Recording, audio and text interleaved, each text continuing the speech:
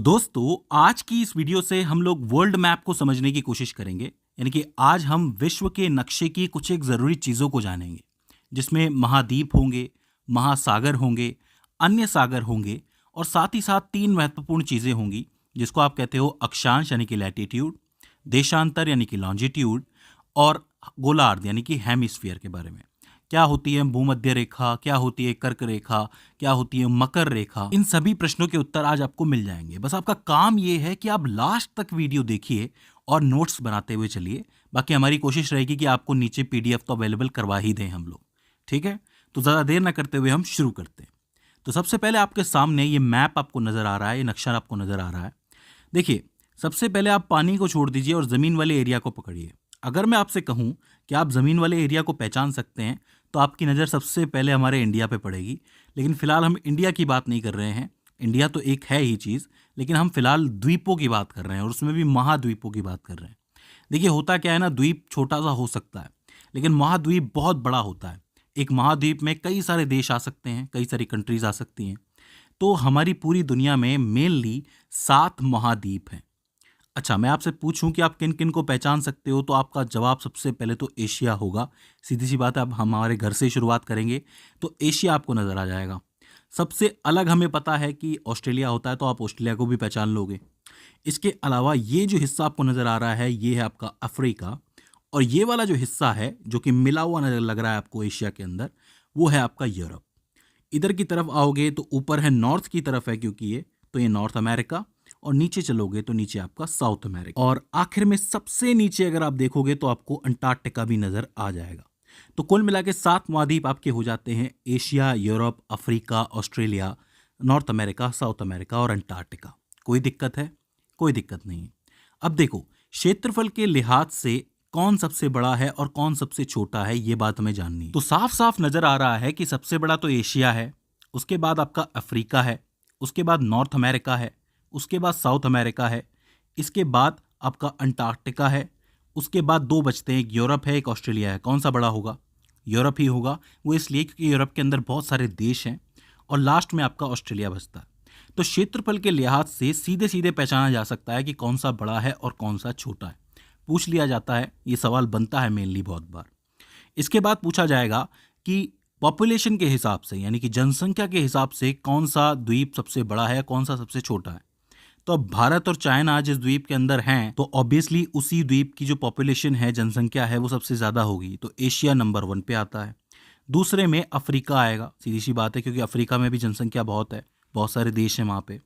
Europe आएगा इसके बाद, क्योंकि यूरोप में बहुत सी कंट्रीज़ हैं। इसके बाद नॉर्थ अमेरिका, फिर साउथ अमेरिका, उसके बाद ऑस्ट्रेलिया, और सबसे लास्ट में अंटार्कटिका। ऑब्वियसली बात है, वहाँ पे बहुत बर्फ है, इसलिए बहुत कम लोग रहते हैं। तो जनसंख्या के हिसाब से सबसे बड़ा एशिया हो जाता है और सबसे छोटा अंटार्कटिका हो जाता है। तो इसको पहचानना मुश्किल नहीं है। तो पहली 2 चीजें आपको याद रखनी है: क्षेत्रफल के लिहाज से बड़ा कौन है, छोटा कौन है, और जनसंख्या के हिसाब से छोटा कौन है, बड़ा कौन है। ठीक है, अब देखो, ये तो महाद्वीप हो जाते हैं, लेकिन इन्हीं से जुड़े हुए 2-3 नाम और आपको सुनने को मिलते हैं। पहला है ग्रीनलैंड। ये जो एरिया आपको नजर आ रहा है, ये अलग से एरिया बचता है, तो ये ग्रीनलैंड का एरिया है। आता ये नॉर्थ अमेरिका के अंदर ही है, लेकिन हम लोग इसको ग्रीनलैंड कहते हैं क्योंकि ये जगह ही ग्रीनलैंड है। इसके बाद आती है यूरेशिया। अब यूरेशिया 2 शब्दों से मिलकर बनी है, एक है यूरोप और एक है एशिया। ये जो आपको बीच में दिख रहा है ना, लाइन जो दिख रही है, इसको आप कहते हो यूरान माउंटेन्स, यानी कि यूरान के जो पहाड़ हैं वो यूरोप को और एशिया को अलग अलग करते हैं। क्योंकि यूरोप और एशिया के बीच में कोई बहुत बड़ा समुद्र तो है नहीं, तो इसीलिए ये आपस में मिलकर यूरेशिया बनाते हैं। Europe plus Asia, Eurasia. तो अगर आपसे कोई यूरेशिया कहे तो आप यूरोप और एशिया दोनों को कंबाइन करके बताओगे। तीसरा शब्द आता है ओशेनिया। देखिए, ऑस्ट्रेलिया तो आप जानते हैं, ऑस्ट्रेलिया एक महाद्वीप है, लेकिन ऑस्ट्रेलिया के आसपास भी बहुत सारे द्वीप हैं, आप लोग देख सकते हो। जब आप इस पूरे को मिलाओगे तब बनेगा आपका ओशेनिया। क्योंकि ये थोड़ा सा अलग भी है दुनिया से, थोड़ा सा अलग दिखता भी है, तो इस पूरी जगह को ओशेनिया कहा जाता है। तो 3 वर्ड्स हो जाते हैं, एक ग्रीनलैंड हो जाता है, एक यूरेशिया हो जाता है, और एक ओशेनिया हो जाता है। तो आपको बिल्कुल भी कंफ्यूज नहीं होना है। तो ये तो आपकी महाद्वीपों की बात हो जाती है। अब हम बात करते हैं महासागरों के बारे में। तो कितने महासागर हैं हमारे पास? 5 महासागर हैं। देखो, पहले तो महासागर और सागर के अंदर फर्क समझ लो। महासागर का मतलब ये होता है कि एक महासागर में कितना पानी है, मतलब कितनी क्वांटिटी है वाटर की, कितना वॉल्यूम है, कितना आयतन है। जैसे कि आपके सामने दो डब्बे रखे हुए हैं, एक छोटा है एक बड़ा है, तो किसका आयतन ज़्यादा है? बड़े वाले का है, क्योंकि इसमें ज़्यादा वाटर आ सकता है, ज़्यादा पानी आ सकता है। इसी तरीके से एक महासागर और सागर में फ़र्क ये होता है कि एक महासागर में बहुत सारा पानी होता है बजाय कि एक सागर के। तो इसका मतलब महासागर 5 ही है हमारे पास। कौन कौन से हैं? दो का नाम आपके दिमाग में सबसे पहले आ गया होगा। एक है प्रशांत महासागर, जो आपको दिखता है पूरा का पूरा फैला हुआ है। एक है हिंद महासागर। सीधी सी बात है, अपने घर की चीज़ तो पहले याद आती है सबको, ठीक है। तीसरा आता है आपका अटलांटिक महासागर, जो कि यहाँ से या इस पूरे एरिया के बीच में आपको नजर आ रहा होगा, जो पूरा का पूरा होता है। चौथा है आपका अंटार्कटिक महासागर, जो कि अंटार्कटिका के आसपास होता है, अंटार्कटिक सर्कल के अंदर होता है। अभी मैं बताऊंगा कि वो अंटार्कटिक सर्कल कैसे जानते हैं हम लोग। और एक ऊपर की तरफ आता है आपका आर्कटिक महासागर, ठीक है। तो आपके 5 महासागर हो गए, प्रशांत, हिंद, अटलांटिक, अंटार्कटिक और आर्कटिक। अब यहाँ पे आपको एक चीज़ याद रखनी है, जो मैंने अंटार्कटिक आपको बताया है, इसको दक्षिणी महासागर भी कहा जाता है। मेनली दक्षिणी महासागर बिल्कुल सही वर्ड है इसके लिए, लेकिन चूंकि इसको अंटार्कटिका से जोड़ा गया है, इसलिए मैं इसको अंटार्कटिक महासागर कह रहा हूँ, ठीक है। लेकिन आप इसको दक्षिणी महासागर कह सकते हो। तो अब यहाँ पे आपके दो तरीके के सवाल बनते हैं कि कौन सा महासागर क्षेत्रफल में ज़्यादा है, आयतन में ज़्यादा है और गहराई में ज़्यादा है। मतलब कुछ एक पैरामीटर्स होते हैं, कुछ एक पैमाने होते हैं जिसके आधार पे आप महासागर नाप सकते हो। कौन से महासागर का क्षेत्रफल ज़्यादा है या आयतन ज़्यादा है, मतलब किस में पानी ज़्यादा है या फिर किसकी गहराई ज़्यादा है। तो देखो, आयतन, क्षेत्रफल और गहराई के आधार पे प्रशांत महासागर सबसे बड़ा है, ठीक है। इसके बाद आता है अटलांटिक, जो कि आपको यहाँ दिख रहा है, अमेरिका के पास दिख रहा है। इसके बाद आता है हिंद महासागर, फिर आता है दक्षिणी महासागर यानी कि अंटार्कटिक, और सबसे लास्ट में आता है आर्कटिक। तो ये जो आपको क्रम दिख रहा है ना, इस क्रम से आप ये बता सकते हो कि सबसे बड़ा महासागर कौन सा है, सबसे गहरा महासागर कौन सा है, ठीक है। इस क्रम से सवाल बनता है, तो आपको ये याद रखना है। इसके बाद एक और सवाल बनता है। सवाल ये बनता है कि तटीय रेखा के आधार पे कौन सा महासागर सबसे बड़ा है। कहने का मतलब ये है कि कौन से महासागर की तटीय रेखा सबसे बड़ी है, कितनी कंट्रीज से होकर के गुजरता है या कितने कंट्रीज के तट से होकर गुजरता है। तो देखो, इसका क्रम थोड़ा सा बदलता है। इस क्रम में प्रशांत महासागर सबसे बड़ा है, क्योंकि इसकी तटीय रेखा सबसे बड़ी है। उसके बाद अटलांटिक आता है, क्योंकि अटलांटिक बहुत सारे तटों से होकर गुजरता है, यहाँ पे दो दो अमेरिका आ जाते हैं, आपको पता है। इसके बाद आता है हिंद महासागर। इसके बाद आता है आर्कटिक, यानी कि ऊपर वाला आता है, क्योंकि यहाँ पे बहुत सारे देश हैं, तो बहुत सारे देशों के लिए इसकी तटीय रेखा काफ़ी बड़ी हो जाती है।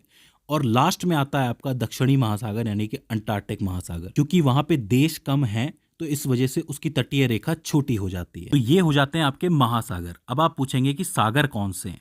तो देखो, महासागर और सागर कोई अलग तो नहीं है, लेकिन जब आप देशों के पास जाते हो, तो देशों के पास जाते ही उन देशों के अपने सागर बन जाते हैं। जैसे हिंद महासागर तो आपको पता है, वो तो एक महासागर है। लेकिन जब आप बंगाल के पास जाओगे तो आपको मिलेगी बे ऑफ बंगाल, यानी कि बंगाल की खाड़ी। तो वो एक सागर है, क्योंकि भारत की अधिकतर नदियां जो होती हैं वो बंगाल की खाड़ी में जाके ही गिरती हैं, ठीक है। इसके बाद जैसे अरेबियन सी आ जाता है, जैसे कि आपका मिडल ईस्ट यहाँ पे होता है, जहाँ पे अरब कंट्रीज होती हैं, तो उनके पास के सागर को अरेबियन सागर कहते हैं। नीचे आओगे तो गल्फ ऑफ एडन कहलाता है ये। इधर की तरफ साउथ चाइना का सागर है, ऊपर थोड़ा ईस्ट चाइना का सागर है। इसके अलावा जापान ये आपको नज़र आ रहा होगा, तो जापान के पास वाले सागर को सी ऑफ जापान कहते हैं, यानी कि जापानी सागर। ऊपर आप चलोगे तो ग्रीनलैंड के पास भी एक सागर मिलेगा। मध्य अमेरिका के पास आपको मिलेगा कैरेबियन सी।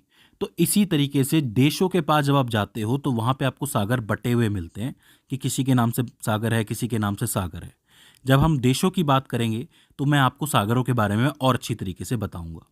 तो मुझे उम्मीद है कि आपको महाद्वीप समझ में आ गए होंगे, महासागर समझ में आ गए होंगे। अब हम बात करते हैं 3 इंपॉर्टेंट चीजों के बारे में जिनसे सवाल बनता है। सबसे पहले आता है लैटिट्यूड, यानी कि अक्षांश। तो देखो, ध्यान से समझना, ये जिस तरीके से मैप आप लोगों ने देख रखा है, इस मैप में पूरी की पूरी पृथ्वी दिखाई जा रही है। इस पृथ्वी के बीच से कहीं पे यहाँ पे 0 डिग्री से एक लाइन जाती है, जो कि काल्पनिक लाइन होती है, रियल लाइन नहीं होती है। ये काल्पनिक लाइन आगे जाके इसी पॉइंट से जाके मिलती है, क्योंकि धरती गोल है। जब आप पूरे इस नक्शे को गोल कर दोगे तो ये आपस में मिल जाएगी। ये लाइन धरती को 2 बराबर हिस्सों में बांटती है। ऊपर की तरफ होता है उत्तरी गोलार्ध, यानी कि नॉर्दर्न हेमिस्फीयर, और नीचे की तरफ होता है दक्षिणी गोलार्ध, यानी कि सदर्न हेमिस्फीयर। और इस रेखा को आप लोग कहते हो इक्वेटर, यानी कि आपकी भूमध्य रेखा। और यहीं से शुरू होते हैं आपके अक्षांश यानी कि लैटिट्यूड। भूमध्य रेखा एक लैटिट्यूड की लाइन है। इसी के समानांतर जब आप ऊपर चलेंगे 10 डिग्री, 20 डिग्री, 30 डिग्री, 40 डिग्री, तो ये लाइंस खिंचती चली जाएंगी। ठीक है, बिल्कुल समानांतर लाइन होती है ये। तो ये जो लैटिट्यूड है ये आपका उत्तर की तरफ जा रहा है। ये सब लैटिट्यूड की लाइन है। जब आप नीचे की तरफ यानी कि दक्षिणी गोलार्ध में ऐसी ही लाइनें खींचोगे साउथ की तरफ, तो ये दक्षिणी गोलार्ध का लैटिट्यूड या फिर अक्षांश कहलाएंगे। देखो, बिल्कुल भी कंफ्यूज नहीं होना है। दुनिया को दो बराबर हेमिस्फीयर में गोलार्धों में काटती है एक लाइन, जिसको आप कहते हो भूमध्य रेखा। बहुत जरूरी रेखा है, पूछा जाता है। और उसी भूमध्य रेखा के समानांतर जब ऊपर तक मतलब पोल्स तक, जहाँ पे आपके ध्रुव होते हैं, वहां तक आप लाइन खींचते हुए जाओगे तो वो सारे अक्षांश होंगे, लैटिट्यूड होंगे। अब यहाँ पे ध्यान देने वाली बात यह है कि दो लैटिट्यूड बहुत इंपॉर्टेंट होते हैं हमारे लिए। एक होता है 23.5 डिग्री उत्तर की तरफ और एक होता है 23.5 डिग्री दक्षिण की तरफ। 23.5 डिग्री उत्तर की तरफ आपका आता है कर्क रेखा यानी कि ट्रॉपिक ऑफ कैंसर, और 23.5 डिग्री साउथ की तरफ आपका आता है मकर रेखा यानी कि ट्रॉपिक ऑफ कैप्रिकॉर्न। अब आप पूछ सकते हैं कि इनमें ऐसी क्या खास बात है। तो देखो, अब थोड़ा सा जाते हैं धरती से बाहर। धरती एक टिल्ट पे यानी कि एक झुकाव पे झुकी हुई है, आपको तो पता है 23.5 डिग्री के झुकाव पे है धरती सूरज के साथ। तो क्या होता है कि दिसंबर के टाइम पे ट्रॉपिक ऑफ कैप्रिकॉर्न जो होती है वो आपके सूर्य के सामने होती है। ठीक है, आप लोग देख सकते हो बिल्कुल सामने है। वहीं 6 महीने के बाद क्या होता है, मतलब जून के टाइम पे क्या होता है कि जो कर्क रेखा होती है वो बिल्कुल सूर्य के सामने होती है। अब यहाँ पे आप देख सकते हो कि दिसंबर के टाइम पे जो नॉर्दर्न पार्ट होता है वो सन से थोड़ा सा दूर हो जाता है और सदर्न पार्ट सन के थोड़ा सा पास चला जाता है। तो मतलब नॉर्दर्न पार्ट में यानी कि उत्तरी पार्ट के अंदर, उत्तरी गोलार्ध के अंदर इस समय सर्दी पड़ रही होती है और दक्षिणी गोलार्ध में इस वक्त गर्मी पड़ रही होती है। वहीं जब आपकी कर्क रेखा सूर्य के सामने होती है तब क्या होता है, तभी आपका जो नॉर्दर्न पार्ट है यानी कि उत्तरी पार्ट है ये सूर्य के करीब होता है, तब यहाँ पे गर्मी पड़ रही होती है। और ये जो नीचे वाला सदर्न पार्ट है दक्षिणी वाला वो दूर होता है, तो यहाँ पे सर्दी पड़ रही होती है। अब हम कहाँ रहते हैं, इंडिया कहाँ है, नॉर्दर्न पार्ट में है। तो दिसंबर में यहाँ सर्दी पड़ती है, तब मकर रेखा पे होता है सूर्य, और जून के टाइम पे यहाँ गर्मी पड़ती है क्योंकि कर्क रेखा होती है सामने और हम लोग सूर्य के करीब होते हैं, मतलब नॉर्दर्न पार्ट करीब होता है। आप देख सकते हैं कि दिसंबर जनवरी के टाइम पे मकर रेखा से दोबारा ये इक्वेटर की तरफ आना शुरू करता है सूर्य, तभी ये मकर राशि में भी प्रवेश करता है। हम लोग कहते हैं ना कि मकर संक्रांति आ गई है, तो वो दिसंबर जनवरी के टाइम पे होता है जब मकर रेखा से सूर्य वापस इक्वेटर की तरफ, भूमध्य रेखा की तरफ वापस आता है। हालांकि सूर्य कहीं नहीं जाता, हम ही घूम रहे होते हैं, धरती ही घूम रही होती है। इसके बारे में और भी अच्छी तरीके से आप समझ सकते हैं, इस वीडियो के अंदर मैंने बना रखी है। इस वीडियो में मैंने मौसम के बारे में बताया है कि मौसम कैसे बदलते हैं। ठीक है, तो आपके 3 अक्षांश हो गए, एक आपकी भूमध्य रेखा हो गई, एक कर्क रेखा हो गई, एक मकर रेखा हो गई। इसके अलावा 2 और अक्षांश होते हैं जो ऊपर की तरफ होते हैं 66.5 डिग्री पे। एक होता है ऊपर की तरफ नॉर्थ में, एक होता है साउथ में नीचे की तरफ। जो नॉर्थ में पार्ट होता है इससे ऊपर ऊपर के एरिया को आप कहते हो आर्कटिक सर्कल। ठीक है, याद रहेगा, 66.5 डिग्री जो होता है उससे ऊपर के एरिया को आर्कटिक सर्कल कहते हैं। वहीं नीचे की तरफ क्या होता है कि ये 66.5 डिग्री साउथ में ये जो नीचे वाला हिस्सा है ये अंटार्कटिक सर्कल कहलाता है। ऊपर वाला आर्कटिक सर्कल, ये अंटार्कटिक सर्कल। तो आपको लैटिट्यूड समझ में आ गया, अक्षांश समझ में आ गया। इसके बाद हम लोग बात करते हैं लॉन्गिट्यूड की। अब देखो, लॉन्गिट्यूड में क्या होता है कि जो आपका उत्तरी ध्रुव होता है यानी कि नॉर्थ पोल और दक्षिणी ध्रुव होता है यानी कि साउथ पोल, ये दोनों आपस में जुड़ते हैं। जैसे कि भूमध्य रेखा में क्या होता है कि यहाँ से यहाँ तक लाइन जाती है, इसी तरीके से ये ध्रुव होते हैं ऊपर नीचे वाले, ये आपस में जुड़ते हैं। ये भी एक काल्पनिक रेखा होती है। इसको आप कह सकते हो कि ये धरती की धुरी होती है। धुरी मतलब जैसे ये धरती है, धरती के बीच से एक लाइन गुजर रही है, काल्पनिक लाइन, इसको धुरी कहा जा सकता है।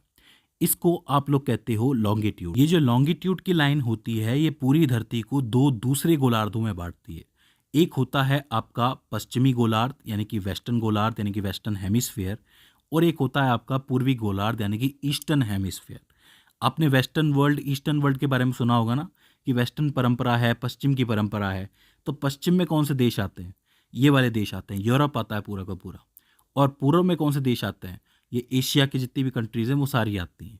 इसलिए हम लोग कहते हैं ना पश्चिमी परंपराएं अपना रहे हैं ये लोग, तो मतलब वहाँ की परंपराएं अपनाई जा रही हैं। तो इसी से ये बात पता चलती है।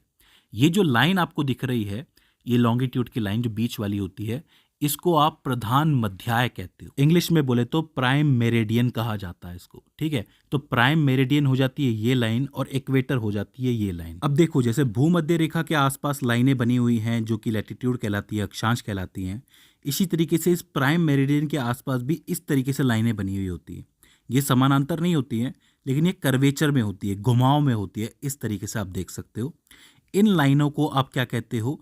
लॉन्गिट्यूड की लाइन है। इन लॉन्गिट्यूड की लाइनों का इस्तेमाल जब प्लेन उड़ते हैं ना हवा में, तो वो भी करते हैं। जब आप थोड़ा सा गहराई में जाओगे पढ़ने में इसके लिए, तब आपको ज़्यादा समझ में आ जाएगा। तो अब आपको अक्षांश यानी कि लैटिट्यूड समझ में आ गया, जो आपका देशांतर है यानी कि लॉन्गिट्यूड समझ में आ गया, ठीक है। और जो आपके गोलार्ध होते हैं, हेमिस्फीयर हैं, वो भी समझ में आ गए। एक गोलार्ध होता है जो आपका ऊपर की तरफ होता है यानी कि उत्तरी गोलार्ध, एक दक्षिणी गोलार्ध, एक होता है आपका ईस्टर्न यानी कि पूर्वी गोलार्ध, और एक होता है वेस्टर्न यानी कि पश्चिमी गोलार्ध। अब देखो, ये जो आपकी दोनों रेखाएं हैं, एक है आपकी भूमध्य रेखा और एक है आपका प्रधान मध्याय। ये दोनों आपस में कहीं ना कहीं तो मिलती होंगी ना, मतलब इनका इंटरसेक्शन तो कहीं होता होगा, क्रॉस जिसको आप कहते हो। तो वो जगह कौन सी है, उसके बारे में पूछा जाता है। तो देखो, अफ्रीका जो महाद्वीप है उसके पास सागर में ही एक जगह है जिसको आप कहते हो गल्फ ऑफ गिनी। अफ्रीका के पास है ये जगह गल्फ ऑफ गिनी। वहां पे ये दोनों लाइनें इंटरसेक्ट करती हैं, मतलब क्रॉस करती हैं। तो गल्फ ऑफ गिनी में ये दोनों रेखाएं आपस में मिलती हैं। आप जवाब दे सकते हो। तो दोस्तों, मुझे उम्मीद है कि आपको महाद्वीप समझ में आए होंगे, महासागर समझ में आए होंगे, उनसे जुड़ी हुई बातें समझ में आई होंगी, और अक्षांश यानी कि लैटिट्यूड, लॉन्गिट्यूड, और जो आपका हेमिस्फीयर है, गोलार्ध है, वो समझ में आया होगा। अब अगली वर्ल्ड मैप की वीडियो में हम लोग देशों की बात करेंगे। देशों के बारे में मैं आपको बताऊंगा कि कौन सी कंट्री कहाँ है, और वहाँ पे कौन सी लॉन्गिट्यूड की लाइन गुजरती है, कौन सी लैटिट्यूड की लाइन गुजरती है, कौन सी जगह ज़्यादा इंपॉर्टेंट है। ये सारी चीज़ें मैं आपको बताऊंगा, जिससे काफ़ी सारे सवाल आपके बन जाते हैं। तो दोस्तों, मुझे उम्मीद है कि ये वीडियो आपके लिए हेल्पफुल साबित रही होगी। अगर इसके बाद भी इसके अंदर आपको कोई क्वेरी आती है, कोई दिक्कत आती है, तो आप हमें कमेंट सेक्शन में बता सकते हैं। तो दोस्तों, आज की इस वीडियो के अंदर बस इतना ही। See you in the next one.